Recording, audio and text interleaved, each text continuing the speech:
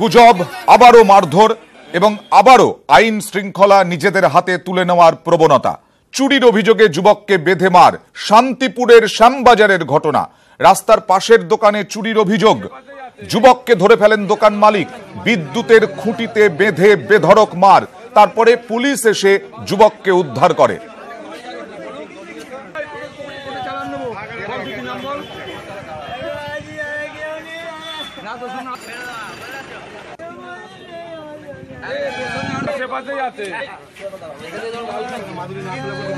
আইন নিজের হাতে তুলে নেওয়ার প্রবণতা এখানেও, অর্থাৎ শান্তিপুরের শ্যামবাজারে। অন্যদিকে সোশ্যাল মিডিয়ায় ব্যক্তিগত মতামত জানিয়ে ফের স্বঘোষিত দেশপ্রেমীদের হাতে আক্রান্ত হওয়ার ঘটনা ঘটল। এবারের ঘটনা মেদিনীপুরের কোতোয়ালিতে। ফেসবুকে ভারত পাক যুদ্ধবিরোধী মত পোস্ট করেছিলেন দীপায়ন ধর নামে এক ইঞ্জিনিয়ার। তার জেরেই একদল যুবকের রোষের মুখে পড়েন তিনি। তাকে মারধর করা হয় বলে অভিযোগ। কোতোয়ালি থানায় অভিযোগ দায়ের করেছেন দীপায়ন ধর।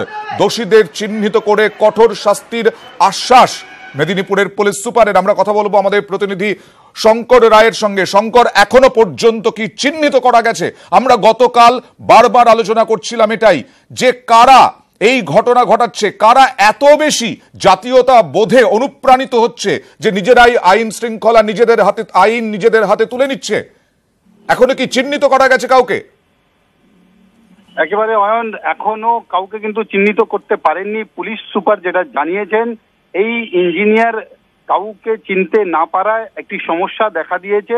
তবে কেউ বা কারা চারজন বাইকে এসে উনি যখন তার কর্মস্থল থেকে বাড়ি ফিরছিলেন, সেই সময় এই যুদ্ধ বিরোধী একটি পোস্ট, সেই পোস্টকে কেন্দ্র করে তাকে রীতিমতন বাইক থেকে নেমে তাকে পাকিস্তানি প্রেমী বলে তাকে সম্বোধন করে তাকে বেধড়ক মারধর করে বলে কয়েকজন যুবক।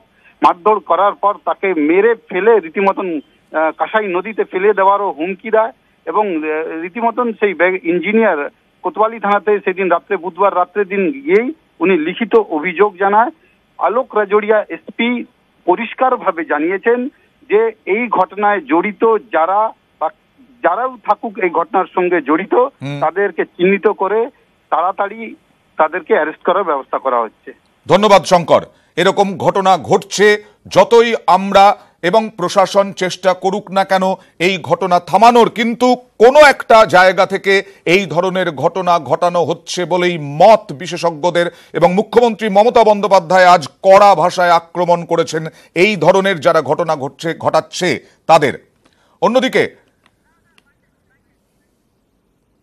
4টি বাইক, প্রত্যেকটি বাইকে 2 জন করে 8টি ছিল। তারা আমার গাড়িটা আটকায়। আমি ভেবেছি যে আমাদের তো সিভিল সাইট এরকম হয় যে লোকাল সাপ্লায়ারকে কিছু গন্ডগোল। আমি নামার পরে আর কোনো সুযোগ দেওয়া নানা রকম অপক্ষ ভাষা এবং খুব বিদ্রোহী হয়েছিল। মানে একেবারে উচ্চারণগুলো ছিল। আমার একটা ফেসবুকে পোস্ট ছিল তার 4-5 দিন আগে, একটা বিদ্রোহী, সেটা শান্তির পক্ষে, সেই রকম একটা বিষয়কে প্রায় সেই শব্দগুলো, সেই লাইনগুলো উচ্চারণ করে করে ধাক্কাধাক্কি করা এবং শাসানো, সেট করা, এবং যাওয়ার সময় বলেও যায় যে আবার দেখে নেব। এবং এই ঘটনাটা অতর্কিত হওয়ার ফলে আমি কিছু বোঝার আগে একটু মেরে টেরে তারপরে আমাকে একটা ধাক্কা মারে, আমি বনেটের উপর পড়ে যাই। গাড়ি স্টার্ট করে ওরা বেরিয়ে যায়। আরও একটি ঘটনা মেদিনীপুরেই। ফেসবুকে দেশবিরোধী মন্তব্য। মেদিনীপুরে যুবকের বাড়িতে চড়াও জনতা। যুবককে কান ধরে ওঠবোস করানো হয়। পুলিশ উদ্ধার করে যুবককে। নিরাপত্তার স্বার্থে যুবককে থানায় রাখা হয়। আতঙ্কে ঘরছাড়া পরিবারের অন্য সদস্যরা।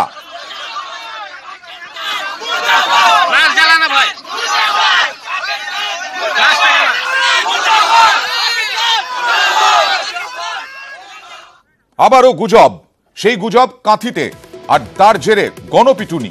ছেলে ধরা গুজবে গণপিটুনি কাঁথিতে।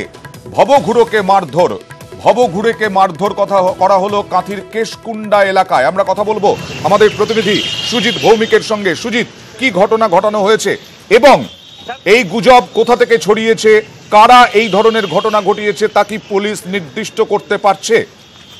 দেখো, পুলিশ নির্দিষ্টভাবেই জেনেছে যে স্থানীয় গ্রামবাসীরাই এইসব কাজ করছেন এবং জেলায় ছেলে ধরা ঢুকেছে, এই যে কথা, এটা কিন্তু গোটা এলাকায় যখন একেবারে সোশ্যাল মিডিয়ার মাধ্যমেই ছড়িয়ে পড়ছে, তখন পুলিশ কিন্তু হাত গুটিয়ে বসে থাকেনি।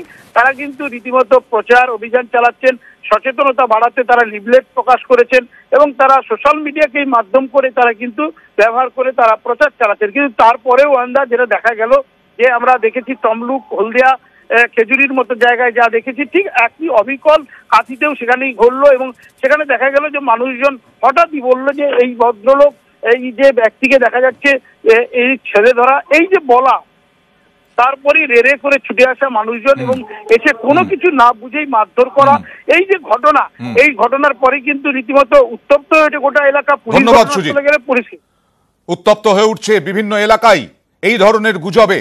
চুরির অভিযোগে এবার গণপিটুনি। মালদা মেডিকেল কলেজের ঘটনা, অভিযুক্ত যুবককে বেধড়ক মারধর করেন উত্তেজিত জনতা। পুলিশ এসে যুবককে উদ্ধার করে, পুলিশের চোখে ধুলো দিয়ে পালিয়ে যায় যদিও যুবক। কিন্তু কেন আইন নিজের হাতে তুলে নিচ্ছে জনতা, এ নিয়ে উঠছে প্রশ্ন বারবার। চোর অপবাদে হোক, চুরির ঘটনায় হোক, গুজবের জেরে হোক। আমরা কথা বলবো আমাদের প্রতিনিধি সেবক দেব শর্মার সঙ্গে। সেবক, কি ঘটনা ঘটেছিল সংক্ষেপে যদি জানাও।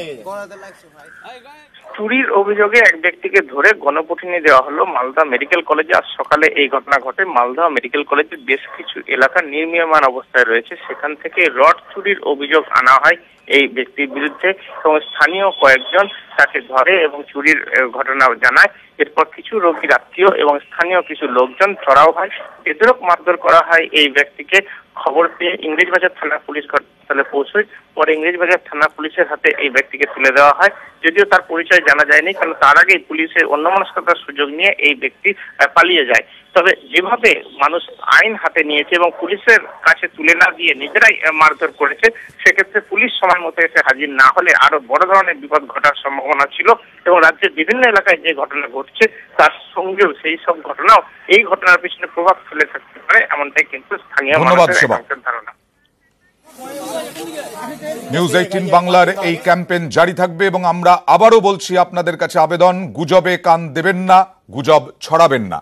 মুখ্যমন্ত্রী মমতা বন্দ্যোপাধ্যায় গুজবে অশান্তির জন্য পরোক্ষে বিজেপি আরএসএস কে দায়ী করে সুর চড়ালেন। তারকেশ্বরে গিয়ে মোদী সরকারকেও এক হাত নিলেন মুখ্যমন্ত্রী মমতা বন্দ্যোপাধ্যায়। একটা রটানো হচ্ছে বিজেপি পার্টি থেকে, আরএসএস পার্টি থেকে। আমরা হিন্দু ধর্মকে সম্মান করি, কিন্তু যে হিন্দু ধর্মের নাম করে ডান্ডা নিয়ে মানুষ খুন করে তারা হিন্দু প্রেমিক হতে পারে না। হঠাৎ ডান্ডা নিয়ে রাত্রিবেলা বেরিয়ে পড়লো। পাড়ায় কি করছে, সূক্ষ্মভাবে রটিয়ে দিচ্ছে। আমার মা ভাই বোনেরা, আপনাদের কাছে আমার হাত জোর করে আবেদন থাকবে, এটা অপপ্রচার করছে। আমাদের 40 জন জওয়ান মারা গেল, জানেন, যদি সঠিক টাইমে ব্যবস্থা হতো কেউ মারা যেত না। রাজনীতি হয়েছে। আর আজ কি করছে, যেদিন থেকে এই ঘটনা ঘটেছে খুব সূক্ষ্মভাবে দেখবেন এলাকায় এলাকায় ভোটের আগে রটিয়ে দেওয়া হচ্ছে ওই ছেলে ধরা আসছে। নিজেরাই 10টা বোরখা কিনেছে। আমার কাছে শুনে রাখুন, আমি যখন বলছি আমি একটা গভর্নমেন্ট চালাই, আমি দায়িত্ব নিয়ে বলছি। বোরখা পরিয়ে কাউকে রাস্তায় ছেড়ে দিচ্ছে টাকা দিয়ে, আর এই সুযোগে ওই লন্ড ভণ্ডকারী দানবরা তার রাজনীতির স্বার্থ চরিতার্থতা করছে। যদি দেখেন কোনো ঘটনা ঘটছে, পুলিশকে কমপ্লেন করুন, যান গিয়ে থানায় কমপ্লেন করুন, নিজে হাতে আইন নেবেন না। শুধু গুজব, শুধু চোর অপবাদে গণপিটুনি তাই নয়, পুলওয়ামার ঘটনার পরে কাশ্মীরিদের ওপরেও আক্রমণ আনা হচ্ছে। রাজ্যে কাশ্মীরিদের নিরাপত্তার দায়িত্ব নিতে হবে সংশ্লিষ্ট রাজ্য কেন্দ্র সরকারকেই জানিয়ে দিল সুপ্রিম কোর্ট। কারণ শুধু এ রাজ্যেই নয়, বিভিন্ন রাজ্যেই এই ধরনের হামলার ঘটনা ঘটছে। নোডাল অফিসারদের ফোন নম্বর জানাতে হবে সাধারণ মানুষকে। ভারতের 10টি রাজ্যের স্বরাষ্ট্র মন্ত্রককে নির্দেশ দিল সুপ্রিম কোর্ট। পুলওয়ামার জঙ্গি হামলার পর আপনাদের আরো একবার জানাই, কাশ্মীরিদের ওপর আক্রমণ ঠেকাতে সুপ্রিম কোর্টে পিটিশন জমা দিয়েছিলেন আইনজীবী তারিক আদিব। মেঘালয়ের রাজ্যপালের কাশ্মীরিদের বয়কটের বিতর্কিত মন্তব্যের উল্লেখও করা হয় এই পিটিশনে।